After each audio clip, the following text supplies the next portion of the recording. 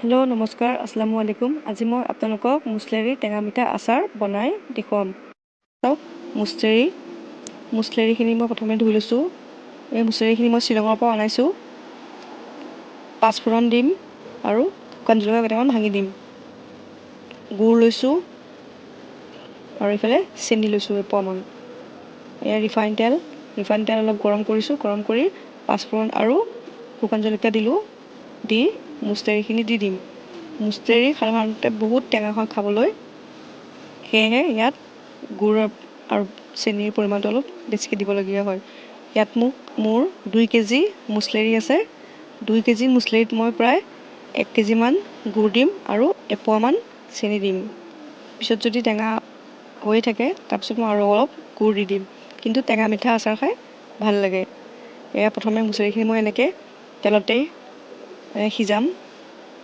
মুছলেৰিত যিহেতু পানী থাকেই ভিতৰত, পানীখিনি সিজি যাব।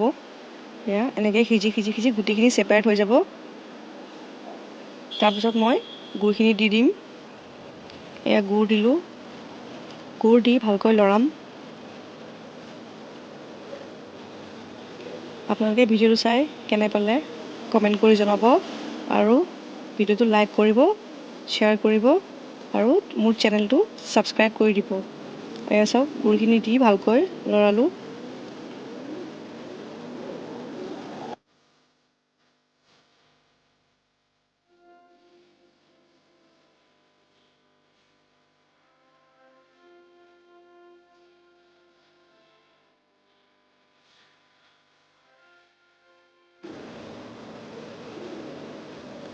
আৰু অলপ গুড় দি দিলোঁ মই। দি আকৌ লৰাই দিলোঁ। যিহেতু মুছলেৰি খাবলৈ বহুত টেঙা হয়, সেয়েহে মই গুড় অলপ বেছিকৈ দিছোঁ। তাৰপিছত গুটিখিনি দি যিকি ধুনীয়াকৈ ওলাই গৈছে। এইফালে মই চেনিখিনিও দি দিলোঁ। চেনিখিনি দিলে কালাৰটো অলপ ধুনীয়া হয়। কালাৰো ধুনীয়া হয় আৰু মিঠা অলপো হৈ যায়। গুড়খিনি পূৰা পকাই এয়া চাওক কি ধুনীয়া এটা কালাৰ হৈছে। গুটিখিনিও ছেপাৰেট হৈ গৈছে। আপোনালোকে মুছলেৰি ৰ'দত শুকুৱাইও বনাব পাৰে, কিন্তু এনেকৈও বনাব পাৰে। মই এনেকৈ বেছি খাই ভাল পাওঁ, জেলি নিচিনা হয়। এয়া চাওক কি ধুনীয়া হৈছে।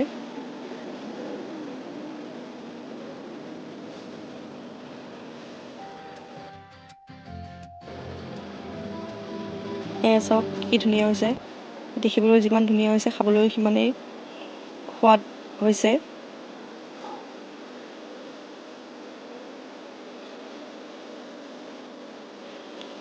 সেয়ে বনাওঁতে অলপ সময় লাগিল, 1.5 ঘণ্টামান লাগিল, যিহেতু কম জুইত বনাইছোঁ। এয়া চাওক, এনেকৈ যেতিয়া হৈ যাব তেতিয়া গম পাব যে আপোনালোকৰ মুছলেৰি আচাৰ হৈ গ'ল। এতিয়া মই এইটো পাণ মছলা ভাজি গুড়া কৰি এনেকৈ পিচি দি পেলাই জুই নমাই দিম। জুই নুমাই দিয়াৰ পাছত যেতিয়া ঠাণ্ডা হ'ব, ঠাণ্ডা হোৱাৰ পাছত খাবলৈ ভাল হ'ব। এইটো আপোনালোকে ৰুটিৰ লগতো খাব পাৰে, নাইবা এনেও খাব পাৰে। এয়া চাওক, মুছলেৰি আচাৰ ঠাণ্ডা হোৱাৰ পাছত